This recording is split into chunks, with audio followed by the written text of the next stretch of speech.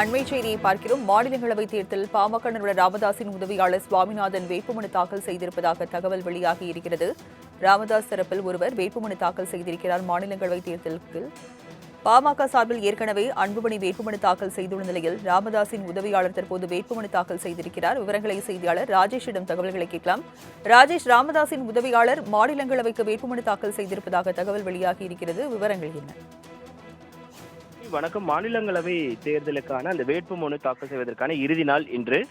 அதனையொட்டி அதிமுக சார்பாக இருக்கக்கூடிய 2 இடங்களுக்கு பாமக சார்பில், அதாவது அன்புமணி தலைமையிலான பாமக சார்பில் அன்புமணி வேட்புமனு தாக்கல் செய்திருக்கிறார். அதே போல தம்பிதுரை வேட்புமனு தாக்கல் செய்திருக்கிறார். இந்த நிலையில்தான் யாரும் எதிர்பாராத விதமாக மருத்துவர் ராமதாசனுடைய உதவியாளர் சுவாமிநாதன் தனது பெயரில் மாநிலங்களவை உறுப்பினர் பதவிக்கு போட்டியிடுவதாக வேட்புமனு தாக்கல் செய்திருக்கிறார். அதற்கான சான்றிதழையும் சமர்ப்பித்திருக்கிறார். குறிப்பாக அவரிடம் பேசும் பொழுது அனைத்து தேர்தல் விதிமுறைகளையும் நாங்கள் பின்பற்றிதான் இந்த வேட்புமனுவை தாக்கல் செய்திருக்கிறோம் என்றால், ஒருவர் மாநிலங்களவை உறுப்பினர் பதவிக்காக போட்டியிட வேண்டும் என்றால் 10 சட்டமன்ற உறுப்பினர்கள் முன்மொழிய வேண்டும், 10 சட்டமன்ற உறுப்பினர்கள் வழிமொழிய வேண்டும்.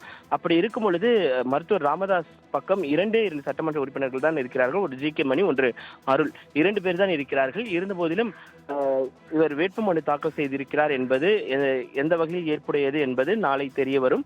குறிப்பாக அவரிடத்தில் பேசும் பொழுது மருத்துவர் ராமதாஸ் இதற்கான பதிலை சொல்லுவார் என்று அவர் தெரிவித்திருக்கிறார். ஆக மொத்தத்தில் ஒரு குழப்பமான ஒரு சூழல் என்பது ஏற்பட்டிருக்கிறது.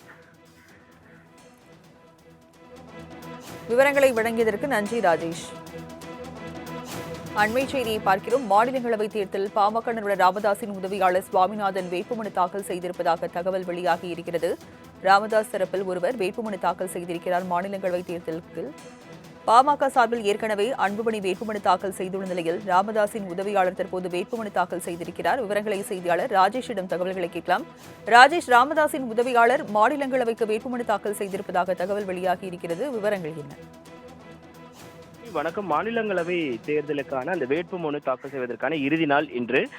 அதனையொட்டி அதிமுக சார்பாக இருக்கக்கூடிய 2 இடங்களுக்கு பாமக சார்பில், அதாவது அன்புமணி தலைமையிலான பாமக சார்பில் அன்புமணி வேட்புமனு தாக்கல் செய்திருக்கிறார். அதே போல தம்பிதுரை வேட்புமனு தாக்கல் செய்திருக்கிறார். இந்த நிலையில்தான் யாரும் எதிர்பாராத விதமாக மருத்துவர் ராமதாசனுடைய உதவியாளர் சுவாமிநாதன் தனது பெயரில் மாநிலங்களவை உறுப்பினர் பதவிக்கு போட்டியிடுவதாக வேட்புமனு தாக்கல் செய்திருக்கிறார். அதற்கான சான்றிதழையும் சமர்ப்பித்திருக்கிறார். குறிப்பாக அவரிடம் பேசும் பொழுது அனைத்து தேர்தல் விதிமுறைகளையும் நாங்கள் பின்பற்றிதான் இந்த வேட்புமனுவை தாக்கல் செய்திருக்கிறோம் என்றால், ஒருவர் மாநிலங்களவை உறுப்பினர் பதவிக்காக போட்டியிட வேண்டும் என்றால் 10 சட்டமன்ற உறுப்பினர்கள் முன்மொழிய வேண்டும், 10 சட்டமன்ற உறுப்பினர்கள் வழிமொழிய வேண்டும்.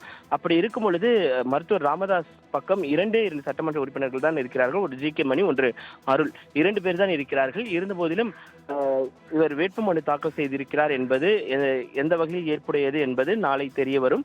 குறிப்பாக அவரிடத்தில் பேசும் பொழுது மருத்துவர் ராமதாஸ் இதற்கான பதிலை சொல்லுவார் என்று அவர் தெரிவித்திருக்கிறார். ஆக மொத்தத்தில் ஒரு குழப்பமான ஒரு சூழல் என்பது ஏற்பட்டிருக்கிறது. விவரங்களை வழங்கியதற்கு நன்றி ராஜேஷ்.